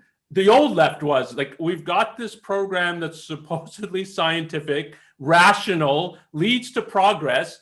And in practice, what it leads to is bloodshed everywhere. And then do you rethink your views, or do you pick up other views that enable you to go after the same goal? In her view, the new left sheds all this pretense that it's rational, it's scientific. And I mean, in the environmentalism, you're better off to go without things. You're better, poverty's good. And it's the embrace of the destruction that's really motivated him. And I think when she talks about religion, and particularly as it comes into the Republican Party with Reagan and so on, she thinks of it as it's a wiping out. I mean, one of the ones she talks about is creationism, and the elevating of arbitrary emotional pronouncements. God created the thing in 7 days, as this is the equivalent of science, and we want this taught along science. And that all that is the destruction and tearing down of science. Nobody can actually think that there's any argument, any evidence here, but we want this view on par. And I think she thought of that as, this is a wiping out. And so it's in a lot of movements, you can have people who, what actually attracts them to it is the wiping out of things. And she talks about it. It's like, it's not the moral majority didn't bring creationism. This has been a kind of view in American history. You see it with the Scopes trial, but they're in the backwaters. They don't have any significance. What gives them significance is a complete bankruptcy, and then inviting them in to the party. And then you're inviting in the nihilist, but they can exist in all kinds of movements, and they do, I think. And that Age of Envy is very interesting from the deeper perspective of this. Okay, here's something from Zoom. It related to one of the last issues. I think this question relates to one of the last issues we were talking about. And it also relates to her view of Reagan.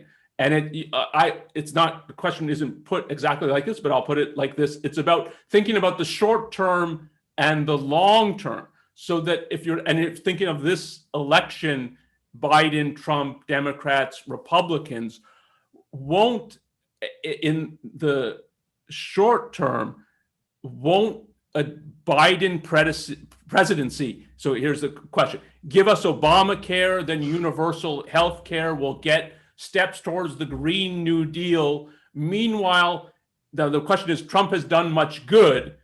But even if you thought, well, he hasn't done good, is it going to, in the short term, is it going to be as bad?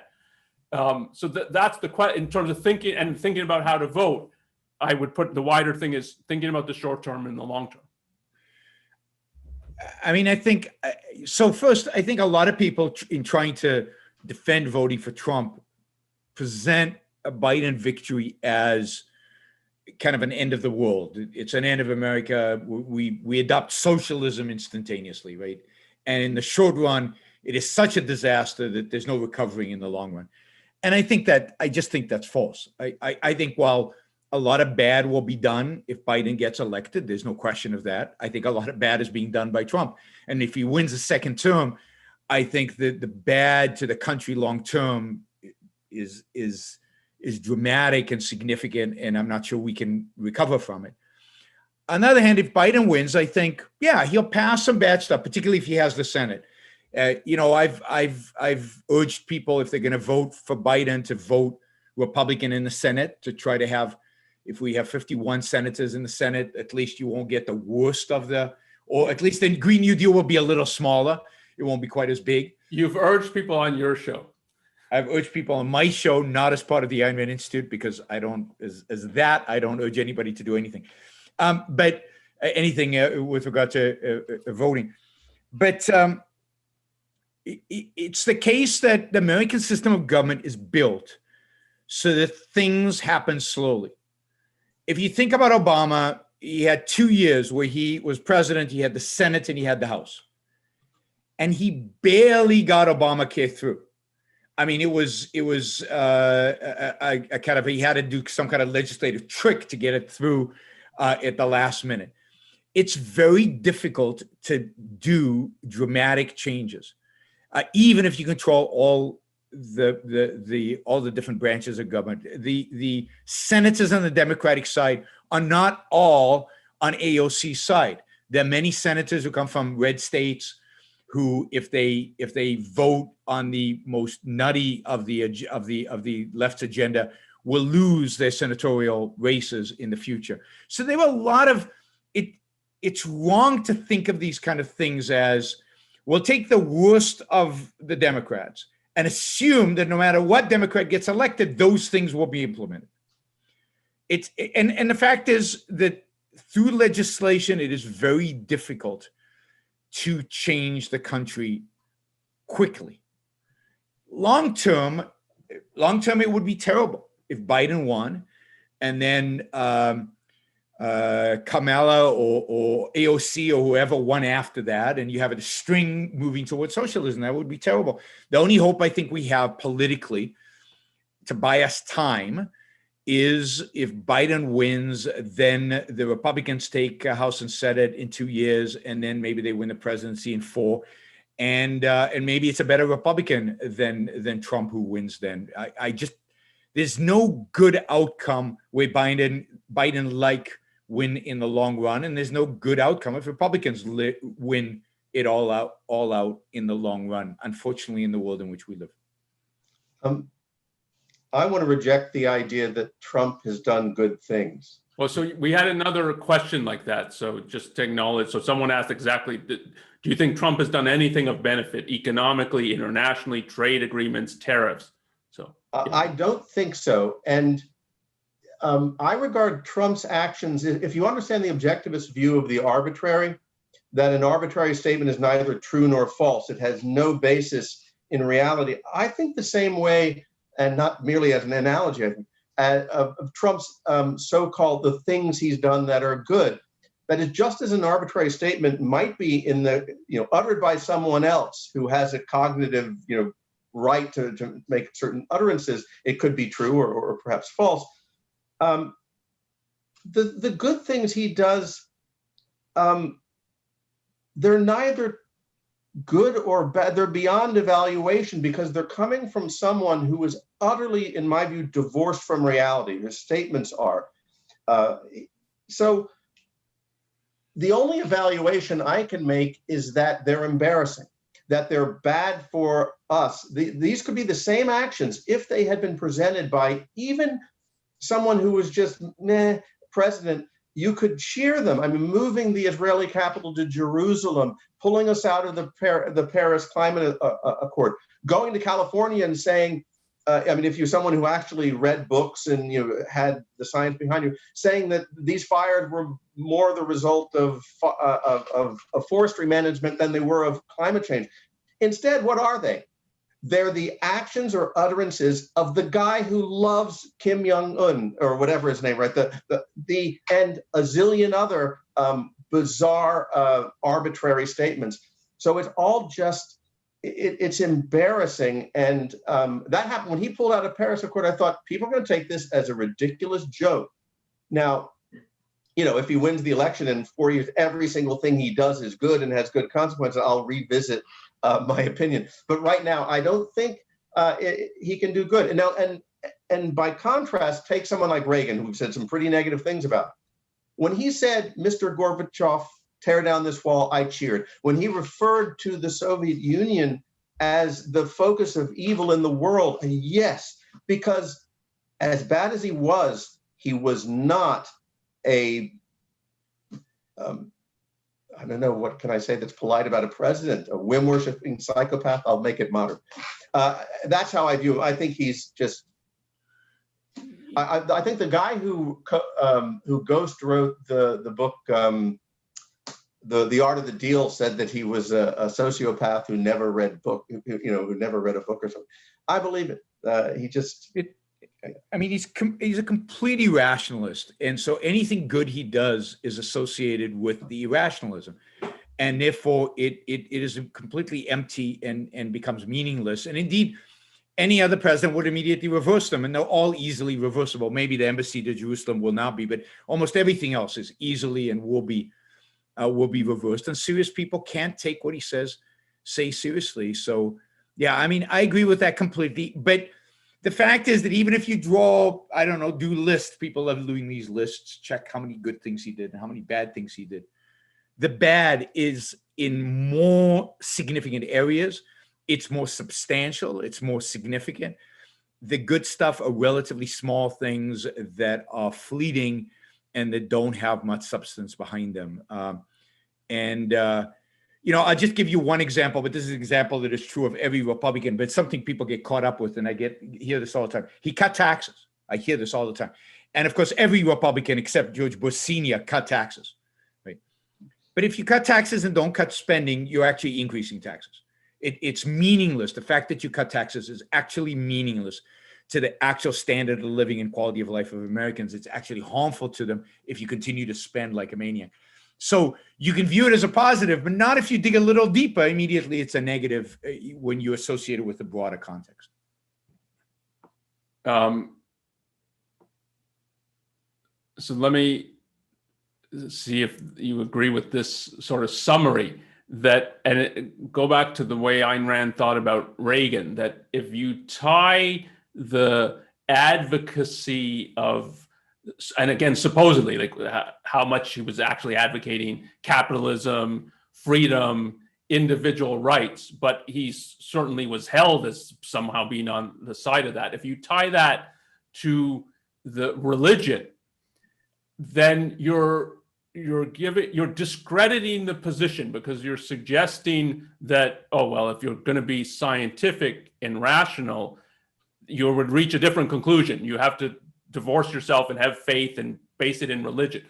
It's a step even lower to say, I don't need any basis for anything I say or do. I don't even need the semblance of an argument appeal to the Bible or to tradition or to Christianity.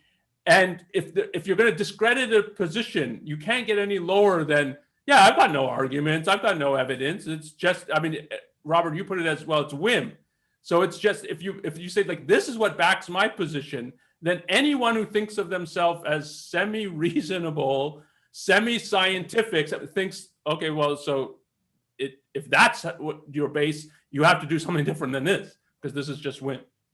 Yeah, I mean, everything he does is because of that. It's full of contradictions, and there's no way for anybody innocent to get anything positive out of it. So I love the brutal dictator of North Korea and Bibi Netanyahu and Israel, right? What do you do with that? There's nothing. Is Bibi as bad as the guy in North Korea? Is the guy in North Korea as good as Bibi? And I'm a big Bibi critic, but in comparison, he's a saint as compared to the guy in North Korea. Or I believe in deregulating massive industries, but I'm going to call up CEOs and tell them they can't fire their employees, and I'm gonna denounce them when they make business decisions. Okay, what are you for? Freedom or anti-freedom? For controls or anti-controls? It's completely unintelligible. And the idea that the better things, moving the embassy, deregulating, is associated with that, with all the negative things, destroys the goodness in the good actions that he's done. Okay, let's shift a little bit. Here's a question going back to the abortion issue and related to the nihilism. So the question is, I'll put it as a question, it's sort of a statement, but don't the people against abortion actually believe that the fetus is a baby, and therefore they think the future baby gains a lot? So this is on the issue of, is it nihilism, or is it, no, they're actually thinking there's something there that gains? So I think you could make that argument about abortion in the third trimester, and I think the argument about abortion in the third trimester is wrong. The anti-abortion is wrong, but it's, at least there's a semblance of truth. But in the first trimester, it is, as I think Kleiner Peikoff described it, as a clump of cells, right? It's a potential under very strict circumstances to become a human being, but it's just a potential. And you can't mistake this clump of cells for a human being. It's not a human being. So no, I don't think that they're trying to preserve, human beings, and it's a positive in that circumstances. And yet, most people who don't believe abortion should be legal in the third trimester also don't think they should be legal in the first trimester. And as a consequence, you have to paint them with that. You have to take them seriously on the first trimester issue.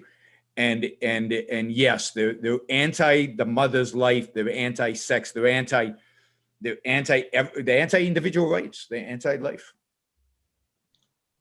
And Ayn Rand has a portrait of what happens when religionists, if they have their view of abortion and birth control too, but I think she'd apply it in this case. It's not just, well, we have a baby here and some inconvenience over here. Isn't it the right of the baby?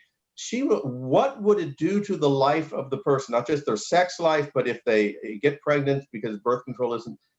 And she has this, I think, it's in Humane Vitae, right? Where she talks about, imagine what kind of life this person would her have. Criticism of. Criticism of it. Yeah, but she's compassionately saying, let's look at what really happens in reality. And you have a real human being here, a young person. Either they made a mistake, or something momentarily stupid, or the birth control didn't work, or whatever. Certainly, if you're following the Catholic Church and you use the rhythm method, that's the least effect. Whatever.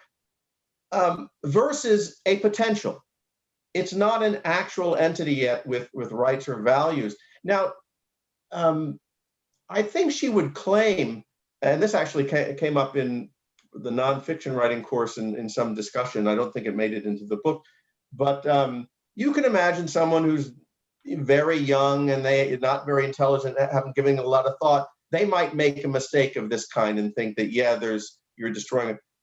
But no one who really gives it any thought could actually think it's the value of a baby. It's a real human life versus, as I've heard it put, an inconvenience. And I think she thinks it's so crystal clear that, I've just killed 100,000 cells, right? Those are human cells. That you clone them, or some of them anyway. You can't take seriously, particularly these people who are against, the morning after pill and things of that sort. There's something going on here, and they're anti-sex, anti-value, the idea of a woman going out and having a career and choosing whether to have children and when, and et cetera. That's what she's seeing, and that's nihilism. So I think it's possible that people make mistakes on this issue, particularly. And she even addresses that. For any of you who've made the mistake of thinking that this is, et cetera, right in I guess the age of mediocrity, is it?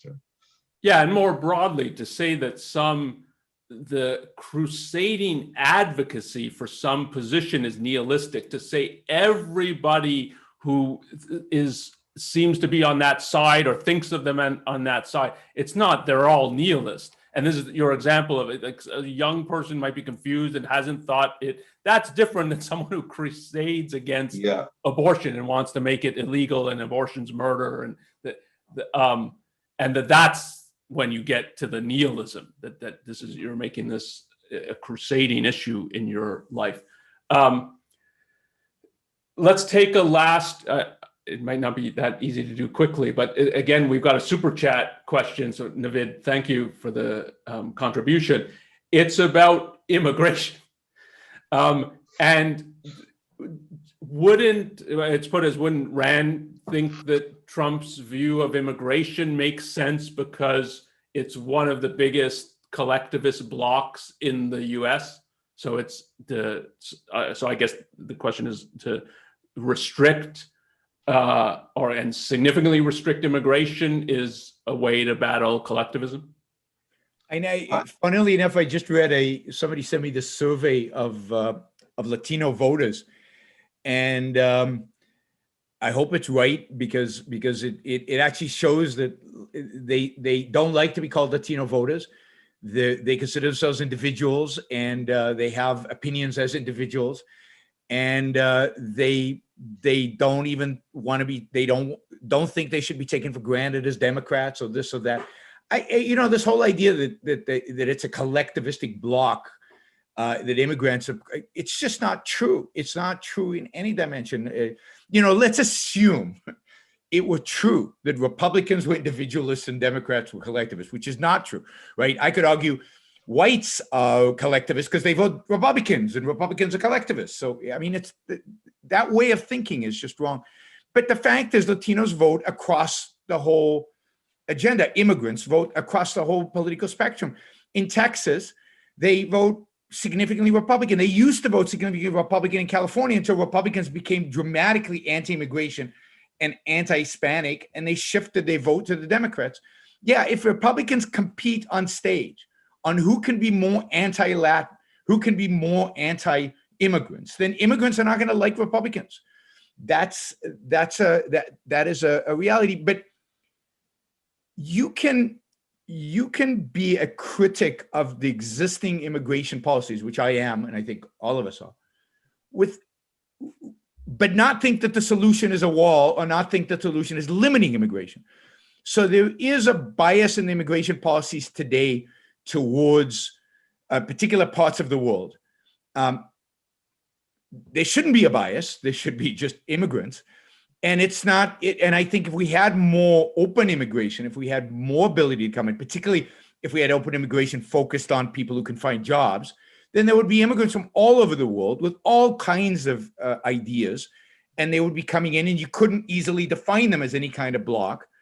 And then finally, the idea that the government should get into the business of figuring out what immigrants think and then restricting them based on what they think, what ideas they have, is one of the scariest ideas I can think of. If Republicans say, we're not going to bring in immigrants because they vote Democratic, and then Democrats say, we're not going to bring in immigrants because they vote something else, just imagine if that applies to immigrants, what then they could, now that they're in the business of ideas, what else they could now start discriminating against us based on. So no, I don't know what Ayn Rand's exact position would be on immigration today. And as you probably know, there's a wide array of points of view within objectivism about immigration, but I certainly don't think that would capture it. And you're aware, I hope, or maybe not, that she was asked a question like this. And she said, she gave a reason, someone had asked a question about immigration and taking jobs or something. And she started out by saying, and I'm not going to try to convey the anger in her voice, that you don't understand her conception, or she says to the speaker, I'm not talking to the one who asked the question here. She says, in effect, you don't understand my conception of egoism if you think, you have the right to keep people from leaving the country or entering the country because it affects, your ability to get a job, if that were even true. And then she adds, but aren't you dropping a huge personal context? She would have died in Russia at a young age had it not been for her ability to immigrate. I'll add one historical point. Ayn Rand knew a lot about the nature of the CPUSA, the Communist Party of America, when she was working in Hollywood. She knew that it was packed with immigrants. There were, the Socialist Workers' Party, the Communist Party, there were a lot of European immigrants because, they didn't like whatever, and they came here. I don't think she once thought the solution was to keep those people out. And she was probably aware that there were German spies. She certainly had strong views against the incarceration of Japanese Americans, which was despicable. So I can't imagine, I'm not going to speak for her. I could imagine a certain context. If we were at war with Iraq, should we, there might be certain kinds of immigrants that, I don't know. She never really discussed that. But she always saw this as an intellectual, an ideological, a philosophical war, a battle. And you're not going to win it by, passing laws that keep certain people out. And if there is a really dangerous principle, because, blacks tend to vote left. Why don't we stop that? And you could do that. Women vote. It's just, and I don't know. When do immigrants get a right to vote? At what point? At some point they get a right to vote. Yeah, illegal. They have to become citizens. So I think this is one of those issues, to go back to the beginning, where I think if you feel strongly about this, you have to try to articulate in your mind. Then I disagree with Ayn Rand on this particular issue. I want to say one other thing on this, bring it back to some of what we talked about before. I think this is another instance of the Republican Party being destroyed, and being destroyed by Trump. That I think the best thing you could say about George Bush Jr. is I think he was actually pro-immigration and was trying to move the Republic. We need to embrace immigrants who come here because they want to live the American dream and want to work and so on. We should try to embrace this. And our party is too, we don't like immigrants. And that too, and has gone out the window now. It's the party of we're against immigrants. And what you said, Yaron, there's no better way to drive people into groups of self-protection than to demonize them. Yep. If you demonize immigrants and then you complain, well, they're a block, and so they might be a block because there's strength in numbers when you're going after them and you're rapists and criminals and will go home. And that the Republican in early 21st century was better on the issue of immigration. And it was, again, the Democrats are bad on this. Oh, yeah. I think there is a real element that the Democrats want immigrants because they think they vote Democrat, whether that's true or not. But they see people as collectives and groups. And the Republicans could have embraced, no, we're more individual. We want immigrants from across the world if you're ready to work and so on. And it's, again, they failed in regard to that, to have a better position. And it's, no, we're anti-immigrants. And then now you have a choice. Both sides on immigration are bad. And Reagan was excellent on immigration. I mean, his last speech was on immigration, and it's a fantastic speech. Yeah, it is. It's stunning how good it is. And this is the thing. It's one thing for some people within the Republican Party and a certain wing of the Republican Party to be anti-immigration. But what Trump has done, as he has emptied the Republican Party from anybody who's pro-immigration. So all the pro-immigration voices are gone. They're silenced. And this is the sense in which I think he's transformed the Republican Party in ways that if I think he wins again, it will not be able to recover. And I think that is some opposition to the left. Even if it's weak opposition, you need something to buy time for the better elements in society to give the world a real alternative. Okay, we're over time by 5 minutes, so I should bring this to an end. Thanks, everybody. A million questions. Yeah, we have a ton of questions. So thanks for all the questions. Sorry we couldn't get to all of them. And thanks again for the contributions through Super Chat. We really appreciate that. I hope you found this interesting, at least, and I know we got at least to some of the questions, not all of them. But thanks for joining, and thanks, Robert, Yaron, for all your contributions. This was really good. Thanks. Thank you. Bye, guys.